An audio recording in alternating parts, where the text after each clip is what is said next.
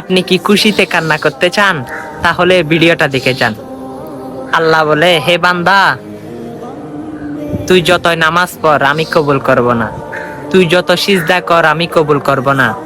তখন ওই বান্দা বলে আলহামদুলিল্লাহ। তখন আল্লাহ বলে, কিরে, তোর ইবাদত আমি কবুল করব না বলছি, তুই আলহামদুলিল্লাহ কেন বললি?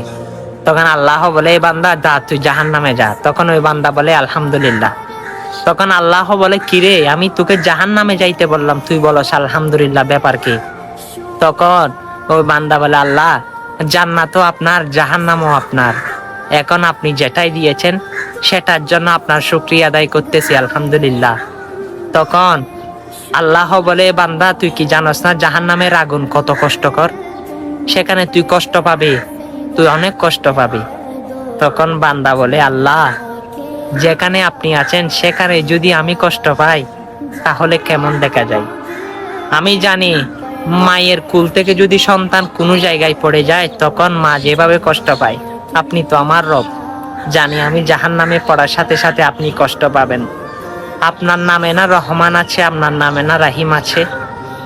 আপনার কি দয়াবান, আপনি তো সমৃদ্ধ, সুবহান। আপনার সামনে যদি আমি জাহান্নামে কষ্ট পাই, জানি আমি আপনার বান্দা, আপনি কষ্ট পাবেন। তখন আমার আল্লাহ বলে, হে বান্দা, আমি তোর কথার প্রেমে পড়ে গেলাম, যা, তোর জন্য জাহান্নাম নয়, আমি জান্নাত বাদেশ করে দিয়েছি। সুবহানাল্লাহ।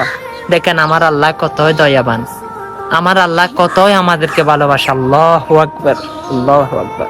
ইয়া রব, জানি আপনি হাসরের ময়দানে নাজাতের ফয়সালা করবেন আমাদের জন্য। কি আঙ্গুলে ব্যথা? ভিডিওটা অন্যের কাছে পৌঁছে দেন না।